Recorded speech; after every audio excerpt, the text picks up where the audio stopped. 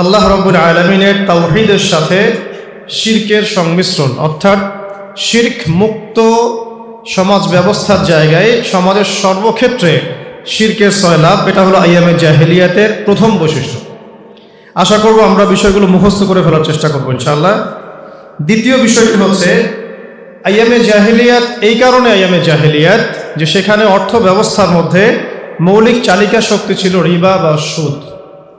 আইয়ামে জাহেলিয়াতের অর্থনৈতিক ব্যবস্থার মৌলিক চালিকা শক্তি ছিল রিবা বা সুদ, সুদভিত্তিক অর্থ ব্যবস্থা। 3 নম্বর হচ্ছে কুফর। আইয়ামে জাহিলিয়াত মানেই হচ্ছে সমাজের রন্ধ্রে রন্ধ্রে কুফর, অর্থাৎ আল্লাহ রাব্বুল আলামিনকে অস্বীকার করা। চতুর্থ বিষয়টি হচ্ছে আইয়ামে জাহিলিয়াত মানেই মূর্তি পূজা।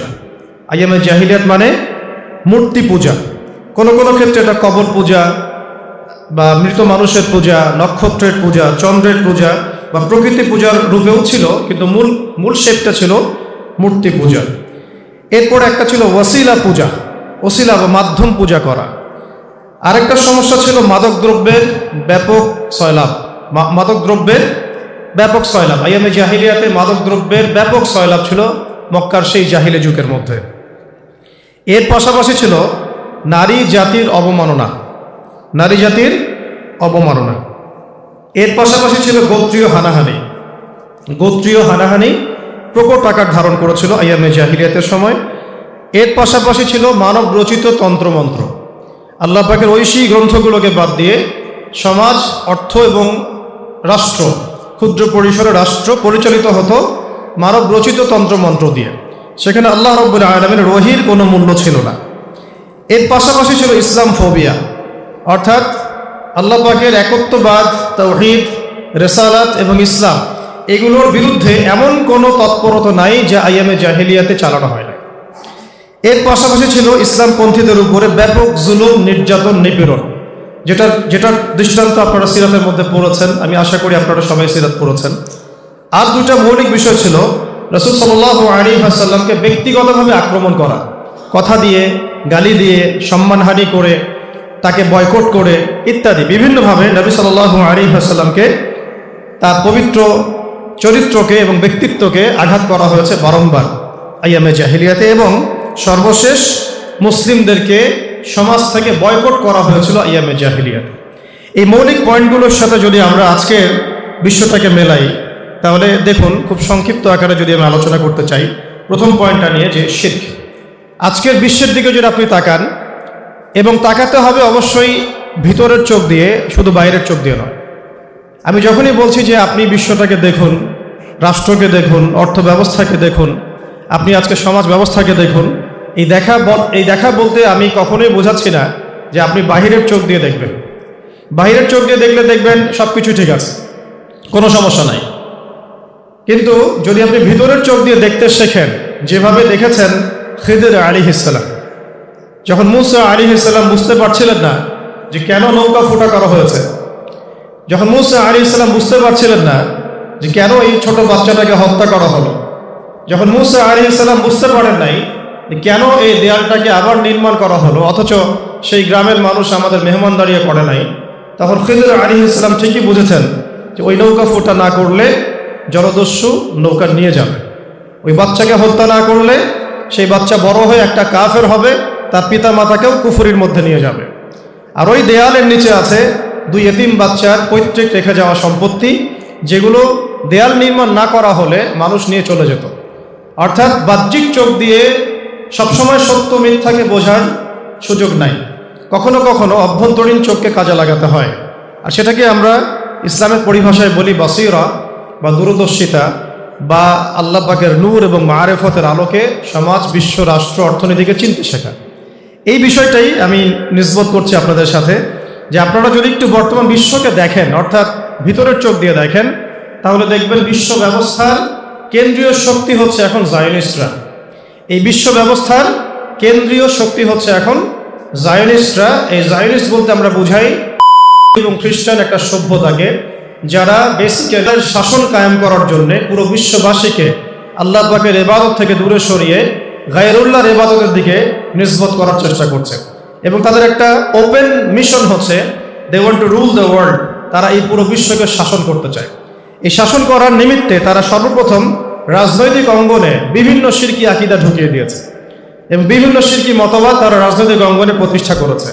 আমি বলি যে তারা রাজনৈতিক অঙ্গনে 4টা দেবতার পূজা করে, 4টা দেবতা বা 4টা উপাস্যের বা ইলাহ, তাদের ভাষায় 4টা ইলাহ তারা পূজা করে থাকে। তার মধ্যে প্রথমটাই হচ্ছে জাতীয়তাবাদ। এটা তাদের একটা ইলাহ, যেটা ইসলামের দৃষ্টিকোণ থেকে একেবারেই বাজে একটা বিষয়, একেবারেই বাজে একটা বিষয় যে আমি বাংলাদেশের মানুষ তাই আমি পক্ষে দাঁড়াতে পারবো না, আমি বাংলাদেশের মানুষ তাই আমি কাশ্মীরের ভাইদেরকে নিয়ে কথা বলতে পারবো না, আমি বাংলার মানুষ তাই আমি সিরিয়ার ভাইদেরকে নিয়ে কথা বলতে পারবো না। এই যে একটা ছোট লোকি মানহাজ, ছোট লোকি মানসিকতা, এটাই শিখিয়েছে আমাদেরকে জাতীয়তাবাদ। এর এর এর ভিত্তিতেই বেসিক্যালি অটোম্যানদের খেলাফতটা ধ্বংস করা হয়েছিল এবং 57টা টুকরা টুকরা করে রাষ্ট্রে বিভক্ত করা হয়েছে। এরপরে সেই রাষ্ট্রশক্তির ক্ষমতাকে একেবারে চিরতরে কফিনে শেষ পেরেকটার মতো গণতন্ত্র, ধর্মনিরপেক্ষতাবাদ এবং কমিউনিজমের মতো মতবাদগুলোকে জোর করে তাওহীদি জনতার উপর চাপিয়ে দেওয়া হয়েছে। এটা রাজনৈতিক অঙ্গনের একটা বড় বড় শিরক। আর এই গণতন্ত্র আর তথাকথিত গণতন্ত্রের মধ্যেও তো অনেক পার্থক্য আছে। সত্যিকারের ধর্মনিরপেক্ষতাবাদ আর তথাকথিত ধর্মনিরপেক্ষতার মধ্যে পার্থক্য আছে। সত্যিকারের জাতীয়তা, জাতির পরিচয় আর প্রচলিত জাতীয়তাবাদের মধ্যে পার্থক্য আছে। সত্যিকারের পুঁজিবাদ আর বর্তমানে নাস্তিকতার আদলে গড়ে তোলা এই কমিউনিজমের মধ্যে অনেক পার্থক্য আছে। এই পার্থক্যগুলো বোঝার জন্য আমাদেরকে আরো অনেক পড়াশোনা করতে হবে। এগুলো নিয়ে ইনশাআল্লাহ আরো সেশন করা যাবে ইনশাআল্লাহ।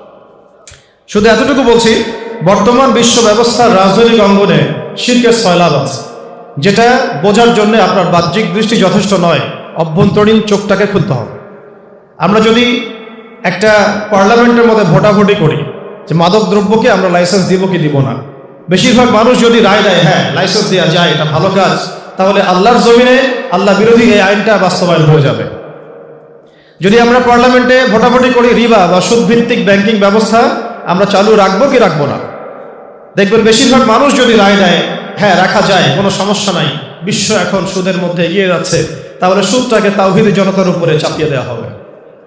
একইভাবে LGBTQ এর মতো জঘন্য সমকামিতার মতবাদকেও তাওহীদি জনতার উপর চাপিয়ে দেওয়া হতে পারে যদি পার্লামেন্টে ভোটাভুটির মধ্য দিয়ে তারা জয়যুক্ত হয়। এই যে একটা সিস্টেম যেটা আল্লাহর হালালকে হারাম করে ফেলে, আল্লাহর হারামকে হালাল করে ফেলে, এই সিস্টেমটাকে শিরক না বললে অন্য কোনো ভাষা বললে আসলে সেই ভাষার অপমান হয়ে যাবে। এটা হলো রাজনৈতিক অঙ্গনের বড় বড় শিরকের মধ্যে বর্তমান বিশ্ব ডুবে আছে। তৎকালীন সময়ে আইয়ামে জাহিলিয়াতে শিরক ছিল খালি মূর্তি পূজার মধ্যে, সর্বোচ্চ মূর্তি পূজা, এর পাশাপাশি হয়তো তারকা পূজা, সূর্যের পূজা, চন্দ্রের পূজা, মৃত মানুষের পূজা, ওসিলা পূজা, এতটুকুতে সীমাবদ্ধ ছিল। কিন্তু এটা কিন্তু গ্লোবালাইজড হয় নাই, পুরো গ্লোবালাইজেশনটা তখন ছিল না। পারস্যের দিকে আমরা যদি তাকাই, আইয়ামে জাহিলিয়াতে পারস্যের মানুষরা তৎকালীন সময়ে যেটা করতো আগুনের পূজা করত এবং তারা কল্যাণের মালিক মনে করে আল্লাহ রাব্বুল আলামিনের দিকে নিসবত করত, অকল্যাণের মালিক তারা শয়তানের দিকে নিসবত করত। এটাও একটা শিরক ছিল। এই যে শিরকের ক্যাটাগরিগুলো যেগুলো আমাদের এই যুগের প্রেক্ষাপটে আমরা যদি ডিল করি, প্রথমত ছিল তৎকালীন সময়কার মূর্তি পূজা, চন্দ্র পূজা, সূর্য পূজা, প্রকৃতি পূজা, মৃত মানুষের পূজা ইত্যাদি ইত্যাদি। এগুলো এখন আস্তে আস্তে বড় পরিসরে রূপ নিয়েছে। আপনি খেয়াল করলে দেখবেন রাজনৈতিক অঙ্গনে আমরা বিভিন্ন মতবাদের পূজা করছি, এগুলো শিরক হচ্ছে। অর্থনৈতিক অঙ্গনে গিয়ে আমরা আল্লাহর হালালকে হারাম করে ফেলছি, হারামকে হালাল করে ফেলছি, এটা কুফর হচ্ছে। শিক্ষাক্ষেত্রে গিয়ে আমরা আল্লাহদ্রোহী যে বিষয়গুলো সেগুলোকে বাধ্যতামূলক আমাদের তাওহীদি জনতাকে শেখাচ্ছি, এখানেও আল্লাহর বিধানকে কটাক্ষ করা হচ্ছে। শুধু তাই নয়, সমাজতন্ত্রের মধ্যে গিয়ে দেখবেন সামাজিক এমন অনেক মতবাদ চাপিয়ে দেওয়া হয়েছে, দর্শন চাপিয়ে দেওয়া হয়েছে, যেগুলো আল্লাহ রাব্বুল আলামিন এবং তার রাসূলের সাথে সরাসরি সাংঘর্ষিক, দিনের সাথে সরাসরি সাংঘর্ষিক। শুধু তাই নয়, সাংস্কৃতিক অঙ্গনে গিয়ে আপনি দেখবেন এমন কিছু মতবাদ, এমন কিছু দর্শন আমাদের সামনে চাপিয়ে দেওয়া হয়েছে যেগুলো ওয়াল্লাহি আল্লাহর কোরআন এবং রাসূলুল্লাহ সাল্লাল্লাহু আলাইহি ওয়াসাল্লামের সুন্নাহর সরাসরি খেলাফ। এগুলো কি কুফর নয়? এগুলোর মধ্যে কি শিরক নেই? অতএব আইয়ামে জাহিলিয়াতের সেই শিরক যেটা একটা খণ্ডিত অংশ ছিল, এটাকে বর্তমান বিশ্বে একটা বৈশ্বিক রূপ দেওয়া হয়েছে। তাই আমরা বলতে পারি আইয়ামে জাহিলিয়াতের সেই জাহালাত থেকে আমরা এখনো পরিপূর্ণভাবে মুক্ত এবং স্বাধীন হতে পারি নাই। যদিও বা নবী সাল্লাল্লাহু আলাইহি ওয়াসাল্লাম আমাদেরকে সেই স্বাধীনতা এনে দিয়েছিলেন, কিন্তু আমরা সেটাকে ধরে রাখতে পারি নাই। আমরা সেখান থেকে অনেক দূরে সরে আসছি। এখন নতুন করে আমাদেরকে আবার শিখতে হচ্ছে যে বর্তমান বিশ্ব ব্যবস্থায় কোন কোন কুফর আছে, কোন কোন শিরক আছে, কি কি নতুন জাহিলিয়াতের মধ্যে আমরা আবার নিমজ্জিত হয়েছি, এগুলোকে নতুন করে আইডেন্টিফাই করতে হচ্ছে। এটাও ভালো আলহামদুলিল্লাহ যে আইডেন্টিফাই করতে পারলেই তো আমরা সলিউশনের পথে হাঁটতে পারবো ইনশাআল্লাহ। যদি আইডেন্টিফাই করতে না পারি তাহলে তো সলিউশনের পথে হাঁটতে পারবো না। আল্লাহ পাক আমাদেরকে আইডেন্টিফাই করার তৌফিক দান করেন, আমিন। এর পরের পয়েন্টটা যেটা আলোচনা করতে চেয়েছিলাম সেটা হলো বর্তমান বিশ্ব ব্যবস্থার দিকে আপনি তাকিয়ে দেখুন। এই বিশ্ব ব্যবস্থার অর্থনীতি দাঁড়িয়ে আছে সুদের উপরে। World bank, federal reserve bank এবং IMF অর্থাৎ ইন্টারন্যাশনাল মনিটারি সিস্টেম, এই সিস্টেমগুলোর মধ্য দিয়ে প্রত্যেকটা মুসলিম কান্ট্রির সেন্ট্রাল ব্যাংক তার দাসত্ব করছে। প্রত্যেকটা মুসলিম কান্ট্রির সেন্ট্রাল ব্যাংক এই মতবাদগুলোর দাসত্ব করছে, এই সংগঠনগুলোর, এই সংস্থাগুলোর দাসত্ব করছে। তারা ঋণ দিলে আমরা লোন পাচ্ছি, তারা যদি লোন না দেয় আমরা আমাদের রাষ্ট্রের উন্নয়নও করতে পারছি না। কোনো কোনো ক্ষেত্রে একটা সেতুর বাজেটের জন্য তাদের দিকে আমাদেরকে হা করে তাকিয়ে থাকতে হচ্ছে এবং তারা আমাদেরকে 16%, 20% সুদে লোন দিচ্ছে এবং এই সুদটা আপনার আমার পকেট থেকেও কিন্তু বের হচ্ছে, আপনার আমার রক্ত, মাংস এবং ঘাম থেকেও কিন্তু বের হচ্ছে। অর্থাৎ বর্তমান বিশ্ব ব্যবস্থার অর্থনীতি দাঁড়িয়ে আছে এই সুদী ব্যাংকিং সিস্টেমের উপরে। আর তৎকালীন আইএমএ জাহিলিয়াতের অর্থ ব্যবস্থাও কিন্তু ছিল আবু জেহেল, আবু লাহাব, উতবা, শাইবাদের সেই সুদী ব্যাংকিং সিস্টেমের মধ্যে। হয়তো তখন আধুনিক ব্যাংক ছিল না, কিন্তু সুদের কারবার কিন্তু ছিল। একই বিষয়, শুধু রূপটাকে চেঞ্জ করা হয়েছে। তৎকালীন সময়ে সুদটা না হয় শুধু একটা নির্দিষ্ট অঞ্চলে সীমাবদ্ধ ছিল, কিন্তু এখন বর্তমান বিশ্ব ব্যবস্থায় এই সুদভিত্তিক অর্থ ব্যবস্থা সারা বিশ্ব জুড়ে অক্টোপাসের মতো গরিবের রক্ত চুষে খাচ্ছে, কিন্তু আমরা এখান থেকে বের হতে পারছি না। বা বের হওয়ার যে ফিকির, এই ফিকিরটুকু কোনো কোনো ক্ষেত্রে আমাদের মধ্যে আসছে না। আর আমরা যে ডালপালা নিয়ে মাঝে মাঝে নাড়াচাড়া করছি, মূল জায়গায় যাচ্ছি না, এটাও আমাদের অদূরদর্শিতা। যতক্ষণ পর্যন্ত আমরা বাংলার জমিনে একটা ইসলামী শরিয়া রাষ্ট্র কায়েম করতে না পারবো, ততক্ষণ পর্যন্ত অর্থ ব্যবস্থা থেকে আমরা পরিপূর্ণরূপে সুদকে দূর করতে পারবো না। তাই আমাদের মূল জায়গাতেও কাজ করা উচিত। আমরা দাওয়া দিচ্ছি, তাবলীগ করছি, সব ঠিক আছে, কিন্তু আমাদের একটা রাজনৈতিক ভিশন অবশ্যই থাকা উচিত, না হলে আমরা বড় বড় সমস্যাগুলোর সমাধান টানতে পারবো না। আল্লাহ পাক আমাদের বোঝার তৌফিক দান করুন। এরপরে ছিল কুফর, যেটা সম্পর্কে আমি একটু আলোচনা করেছি। আইয়ামে জাহিলিয়াত মানেই ছিল কুফর। আইয়ামে জাহিলিয়াতেই নবী সাল্লাল্লাহু আলাইহি ওয়াসাল্লাম আল্লাহ পাকের পক্ষ থেকে নিয়ে এসেছেন, এগুলোর সাথে সরাসরি কুফরি করা হয়েছে। কুফরি করা হয়েছে, এটাকে সামাজিকভাবে বয়কট করা হয়েছে, নির্যাতন করা হয়েছে, নিপীড়ন করা হয়েছে, মাজলুম সাহাবীদের উপরে জুলুমের স্টিং রোলার চালানো হয়েছে। এর কোনটা আজকে এই বর্তমান বিশ্ব ব্যবস্থায় মুসলিমদের উপর করা হচ্ছে না? আপনারাই চিন্তা করবেন। এর কোনটা আজকে বর্তমান বিশ্ব ব্যবস্থায় মুসলিমদের উপরে, তাওহীদি জনতার উপরে চাপিয়ে দেওয়া হচ্ছে না? আপনারা চিন্তা করে দেখুন, ভেবে দেখুন। আল্লাহ রাব্বুল আলামিন আমাদেরকে বোঝার তৌফিক দান করেন। এছাড়াও আইয়ামে জাহিলিয়াতে মূর্তি পূজা ছিল, ওয়াসিলা পূজা ছিল, চন্দ্র সূর্য গ্রহ নক্ষত্রের পূজা ছিল। এরপরেও বর্তমান বিশ্ব ব্যবস্থার দিকে তাকিয়ে দেখুন, এই পূজাগুলো বর্তমান ক্ষেত্রে দুই ভাগে বিভক্ত হয়ে গেছে। একগুলো বিধর্মীদের মধ্যে, যেমনটা করছে খ্রিস্টানরা করছে, হিন্দুরা করছে। আর একটা শ্রেণী হয়েছে যেটা আমাদের মুসলিমদের মধ্যে, কালিমা লা ইলাহা ইল্লাল্লাহ মুহাম্মাদুর রাসূলুল্লাহ সাক্ষ্য দেওয়ার পরেও আমরা আবার শিরকে লিপ্ত হচ্ছি। একই বিষয়, এই মূর্তি পূজার মতো বিষয়গুলো, ওয়াসিলা পূজার মতো বিষয়গুলো এবং কুফর এবং শিরকগুলো দুই ভাগে ভাগ হয়ে গেছে। বিধর্মীদের মধ্যে তো আছেই, এমনকি যারা কালিমা পড়েছে আমরা, আমাদের মধ্যে অনেকেই কালিমা পড়ার পরেও আবারও সেই শিরকে লিপ্ত হচ্ছে। অনেকেই কবর পূজা করছে আমরা, আল্লাহ পাক হেফাজত করেন। অনেকেই দেখা যায় মাজার পূজা করছি, অনেকে মৃত মানুষের কাছে চাচ্ছি, অনেকে আল্লাহ ছাড়া গায়রুল্লাহর নামে মানত করছি, শপথ করছি, তার সামনে কুরবানি করছি, নজর মানত করছি, আরও অনেক কিছুই করছি। কবর কেন্দ্রিক তাওয়াফও আমরা করছি অনেকে, নাউজুবিল্লাহ। তো এগুলো আর আইয়ামে জাহিলিয়াতের আবু জাহেলদের সেই শিরকের মধ্যে কি পার্থক্য থাকলো? তারাও বলতো মা না'বুদুহুম ইল্লা লিয়ুকাররিবুনা ইলাল্লাহি যুলফা, আমরা শুধু এই কারণেই তাদের ইবাদত করি, লাত, উজ্জা, হুবল, মানাতের ইবাদত করি যাতে তারা আমাদেরকে আল্লাহ পর্যন্ত পৌঁছে দেয়। আমরাও তো সেই একই আকীদা লালন করছি, নাউজুবিল্লাহি মিন যালিক। আর বিধর্মীদের কথা কি বলবো? আপনারা দেখছেন বিভিন্ন ধর্মের 33 কোটি দেবদেবতা এক এক ঋতু পাল্টাচ্ছে, নতুন নতুন শিরকের উৎসব আসছে। আর এই শিরকগুলো একসময় ধর্মকেন্দ্রিক ছিল, এখন রাষ্ট্র ব্যবস্থা জোর করে এই শিরকগুলোকে তাওহীদি জনতার উপর চাপিয়ে দিচ্ছে। আপনারা যদি দিকে তাকান, তারা বলছে ওযাইর আলাইহিস সালাম আল্লাহর সন্তান, নাউজুবিল্লাহ। খ্রিস্টানদের দিকে তাকিয়ে দেখুন, তারা বলছে ঈসা ইবনে মারইয়াম আল্লাহর সন্তান, নাউজুবিল্লাহ। পুরো বিশ্বের মধ্যে এখন বেশিরভাগ মানুষ এই শিরকের পাপে লিপ্ত আছে, শুধু শেপটা চেঞ্জ হয়েছে। আইয়ামে জাহিলিয়াতের জাহালাত কিন্তু দূর হয় নাই। আল্লাহ পাক আমাদেরকে দূর করার তৌফিক দান করেন, আমিন। এরপরে ছিল মাদক দ্রব্যের ব্যাপারটা। আইয়ামে জাহিলিয়াত মানেই ছিল মাদক দ্রব্যের ব্যাপক সয়লাব। আজকের বিশ্বের দিকে তাকিয়ে দেখুন, যুব সমস্যার প্রধান সমস্যা কি? যুবকদের প্রধান যে কয়েকটা সমস্যা আছে তার মধ্যে অন্যতম একটা হচ্ছে মাদক দ্রব্য। এছাড়া পর্নোগ্রাফি তো আছেই, এছাড়া আছে ফ্রি মিক্সিং, এছাড়া আছে আপনাদের বেকারত্বের সমস্যা, আত্মহত্যার প্রবণতা, ইসলাম বিবর্জিত শিক্ষা ব্যবস্থা, আরও কত কি আছে। কিন্তু মূল সমস্যাটা কিন্তু আপনাদের মাদক। এই মাদক দ্রব্যের যে ব্যাপক সয়লাভ, এটা নতুন কোনো জাহালাত নয়, বরং আইয়ামে জাহিলিয়াতের সেই প্রাচীন জাহালাতটাকে নতুন বিশ্ব নতুন রূপে আপনাদের সামনে উপস্থাপন করেছে। আল্লাহ পাক আমাদেরকে এই ফিতনাগুলো থেকে বাঁচার তৌফিক দান করেন, আমিন। আরেকটা ছিল নারীর অবমাননা। এটা নিয়ে বলার মতো ভাষাই আমার নাই। নারীর অবমাননা বর্তমান যুগে যে অবস্থায় উঠেছে, এটা ওয়াল্লাহি আইয়ামে জাহিলিয়াতেও ছিল না।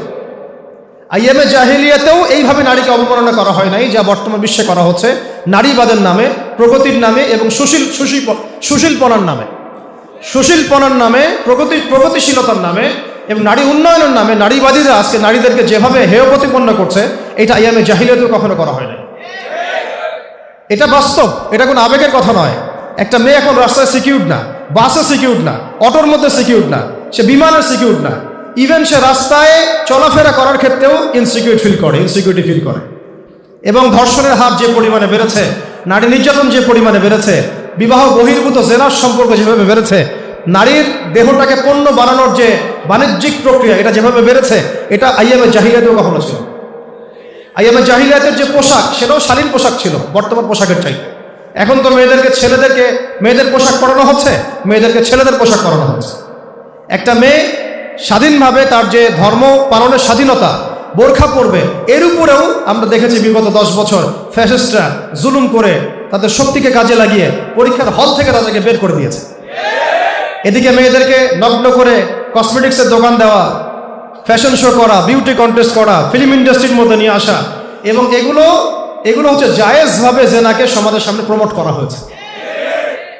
এর মধ্য দিয়ে সমাজে জেনা বেড়ে গেছে, ব্যভিচার বেড়ে গেছে, বিবাহ বহির্ভূত সম্পর্ক বেড়ে গেছে, সমাজে স্বামী স্ত্রীর সম্পর্কটা নষ্ট হয়ে গেছে, পরকীয়া বেড়েছে, পরকীয়ার পাশাপাশি বেড়েছে শিশু নির্যাতন, শিশু বাচ্চাদের প্রতি নির্যাতন। ধর্ষণ তো সে আগেই বেড়েছে, এবং এখন শুরু হয়েছে নতুন করে সিচুয়েশনশিপ। আগে ছিল রিলেশনশিপ, এখন হয়েছে সিচুয়েশনশিপ। এইভাবে আমরা জেনাকে প্রমোট করেছি নারীর অধিকারের নামে। আল্লাহ রাব্বুল আলামিন আমাদের মেয়েদেরকে, মাদেরকে, বোনদেরকে হেফাজত করেন, আমিন। আর ইসলাম যখনই এগুলো থেকে পর্দার কথা বলেছে, শালীনতার কথা বলেছে, ইসলাম যখনই এদের বিরুদ্ধে কথা বলেছে, কলম ধরেছে, সাংগঠনিক প্রতিবাদ করেছে, তখন তারা সবাই একসাথে ইসলামকে আক্রমণ করেছে। আল্লাহ রাব্বুল আলামিন আমাদের সবাইকে সত্য চেনার তৌফিক দান করেন। আরেকটা বিষয় ছিল গোত্রীয় হানাহানি। আপনারা যদি খেয়াল করে দেখেন, আইয়ামে জাহিলিয়াতে সামান্য একটা উটকে কেন্দ্র করে 50 বছর 60 বছর যুদ্ধ হয়েছে। বর্তমান বিশ্ব ব্যবস্থা থেকে আপনি তাকিয়ে দেখুন, কি দেশীয়, কি আঞ্চলিক, কি রাজনৈতিক, কি বৈশ্বিক, প্রত্যেকটা ক্ষেত্রেই আমরা এখন গোত্রীয় হানাহানিটাকে নতুন রূপে নিয়ে আসছি। পলিটিক্যাল হানাহানি, বৈশ্বিক হানাহানি, এক দেশ আরেক দেশের সাথে হানাহানি, এক দল আরেক দলের সাথে হানাহানি, কোনো কোনো ক্ষেত্রে ইসলামপন্থীরা পর্যন্ত এক দল আরেক দলের সাথে হানাহানি সংগ্রামে লিপ্ত হচ্ছে। তাই আইয়ামে জাহিলিয়াতের সেই গোত্রীয় হানাহানির বিষয়গুলো কিন্তু এখন পর্যন্ত দূর হয় নাই। আল্লাহ পাক আমাদেরকে বোঝার তৌফিক দান করেন। আইয়ামে জাহিলিয়াতে অন্যতম কয়েকটা বিষয় ছিল ইসলাম ফোবিয়া, মানে ইসলাম নিয়ে চুলকানি, ইসলামকে দেখলেই তাদের গা জ্বালা করে। দাড়ি, টুপি, পাগড়ি, জুব্বা, কালিমা লা ইলাহা ইল্লাল্লাহ, রিসালাত মুহাম্মাদুর রাসূলুল্লাহ, আখিরাত, কোরআন, সুন্নাহ, এই প্রত্যেকটা বিষয় নিয়ে আজও তাদের অন্তর জ্বালা করছে। আবু জেহেল, আবু লাহাব বা সাইবাদের সে উত্তরসূরিরা এখন পর্যন্ত কিন্তু শেষ হয় নাই। আমরা দেখতে পাচ্ছি তারা নতুন রূপে এই বাংলার জমিনেও ইউটার্ন করেছে, ব্যাক করেছে। যাদের শেকড় কারো পশ্চিমে, তা কারো দিল্লিতে, তাদের কারো শেকড় হয় পশ্চিমে, না হলে দিল্লিতে। তারা একই আকীদা নিয়ে আবারও নতুনভাবে আবির্ভূত হয়েছে এবং হুমকি ধামকি দিচ্ছে যে তারা আরও নাকি ভয়ঙ্কর করে আসতে পারে। অর্থাৎ ইসলাম ফোবিয়ার যে জাহালাত, এটা এখন পর্যন্ত দূর হয় নাই। আর ইসলাম ফোবিয়া যারা করছে তারা কিন্তু আমাদের ঘরেরই সন্তান। কারো নাম আবদুল্লাহ, কারো নাম আব্দুর রহমান, কারো নাম সাজ্জাদুর রহমান, কারো নাম মুজাহিদুল ইসলাম, তাদেরকে দিয়ে তারা ইসলাম ফোবিয়ার কাজগুলো করাচ্ছে। আপনারা একটু খেয়াল করে দেখবেন, বাংলার জমিনে রাসূলুল্লাহ সাল্লাল্লাহু আলাইহি ওয়াসাল্লাম, আল্লাহ রাব্বুল আলামিন, তাদেরকে কেন্দ্র করে তাদের শানে কটূক্তি করা হচ্ছে, গালিগালাজ করা হচ্ছে, এমন নোংরা শব্দ প্রয়োগ করা হচ্ছে যেটা মুখে আনতে আমাদের 10 বার ওযু করতে হয়। আল্লাহ রাব্বুল আলামিন আমাদেরকে এই ব্যক্তিদেরকে চেনার তৌফিক দান করেন, এই ইসলাম ফোবিয়া গোষ্ঠীকে চেনার তৌফিক দান করেন। এবং ইসলাম ফোবিয়ার মধ্য দিয়ে তারা ইসলামপন্থীদের উপর যে জুলুম, যে নির্যাতন, নিপীড়ন নিয়ে এসেছে, এইটাও আইয়ামে জাহিলিয়াতের সাহাবীদের উপর নির্যাতনের সমান না হলেও অন্তত সেই সুন্নত তারা অনুসরণ করছে। আজও দেখবেন আপনারা ইসলামপন্থী দাড়ি টুপিওয়ালা মানুষদের, ওলামায়ে কেরামদের এক একজনের কাঁধের উপরে 10টা করে 20টা করে মামলা ঝুলছে। কেউ গুম হয়েছিল, কেউ খুন হয়েছে, কেউ ক্রসফায়ারে গিয়েছে, কারো পরিবারের উপর জুলুম এসেছে, নির্যাতন এসেছে, কারো অর্থ সম্পদ লুট করা হয়েছে, কারো তো স্ত্রীকে রোজা ভাঙিয়ে ধর্ষণ পর্যন্ত করা হয়েছে, কারো স্ত্রীকে রোজা ভাঙিয়ে ধর্ষণ পর্যন্ত করা হয়েছে। এগুলো কোনো ব্যক্তির প্রতিকৃতি নয়, আমি বারবার বলছি, এগুলো কোনো ব্যক্তির প্রতিকৃতি নয়, এগুলো হচ্ছে পুরো একটা জালেম সিস্টেমের প্রতিকৃতি। এগুলো নির্দিষ্ট কোনো ব্যক্তির উদাহরণ নিদর্শন নয়, বরং একটা সিস্টেমের নিদর্শন। এরকম ব্যক্তি একজন নাই, হাজার হাজার হাজার হাজার আছে এই সিস্টেমের মধ্যেই। এখন পর্যন্ত তারা বহাল পদে, এখন পর্যন্ত বহাল তরবিয়তে তারা বহাল পদে আছে এবং অপেক্ষার প্রহর গুনছে যে কবে এইসব দিন চলে যাবে, আবারও সেই জাহালাত ফিরে আসবে, তারা নতুন রূপে এসে, ভয়ঙ্কর রূপে এসে আমাদের উপর আবার আগ্রাসী মনোভাব চালাবে, আগ্রাসী ভূমিকা রাখবে, ইসলামকে চিরতরে মিটিয়ে ফেলবে। এটা তাদের, ওয়াল্লাহি এটা তাদের গোপন সিক্রেট, ওয়াল্লাহি এটাই তাদের গোপন এজেন্ডা, গোপন মিশন, যেটা আমরা অনেক সময় বুঝেও বুঝি না, দেখেও দেখি না, বা অনুধাবন করার সক্ষমতা আমাদের থাকে না। আল্লাহর ওয়াস্তে আমরা যেন এমন কোনো জালেম শক্তিকে ভবিষ্যতে কোনো স্পেস না দেই, জায়গা না দেই, এই ব্যাপারে আমাদের সবাইকে সচেতন থাকতে হবে। আল্লাহ পাক তৌফিক দান করেন। সর্বশেষ কথা হচ্ছে, ওই সময় নবী সাল্লাল্লাহু আলাইহি ওয়াসাল্লাম সাহাবীদেরকে, মুসলিমদেরকে তারা সামাজিকভাবে কোণঠাসা করত, বয়কট করত এবং জুলুম নির্যাতন করত।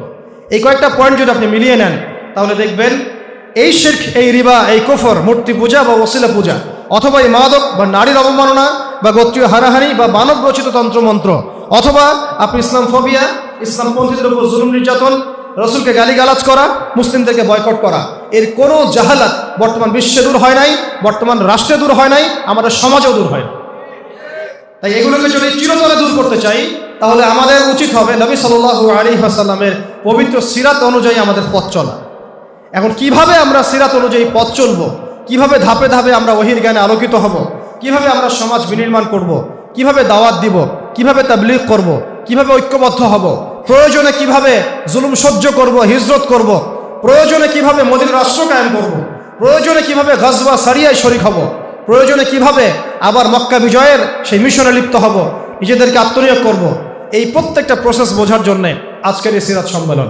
এই সিরাত সম্মেলনের মধ্য দিয়ে আমরা নবী সাল্লাল্লাহু আলাইহি ওয়াসাল্লামের পবিত্র সিরাত মোবারক থেকে জানবো, শিখবো এবং বুঝবো কিভাবে নবী সাল্লাল্লাহু আলাইহি ওয়াসাল্লাম আল্লাহ পাকের ওহীকে হাতে নিয়ে আল্লাহর জমিনে আল্লাহর দ্বীনকে কায়েম করেছেন।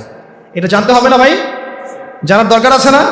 আজকের এই সিরাত সম্মেলনে আমাদের স্লোগান হচ্ছে, আজকের এই সিরাত সম্মেলনে আমাদের স্লোগান হচ্ছে, মান সাব্বা নবিয়ান ফাকতুলুহু, মান সাব্বা নবিয়ান, মান সাব্বা নবিয়ান, মান সাব্বা নবিয়ান। আমিন। ওয়া আখিরু দাওয়ানা আনিল হামদুলিল্লাহি রাব্বিল আলামিন। আসসালামু আলাইকুম ওয়া রাহমাতুল্লাহি ওয়া বারাকাতুহু।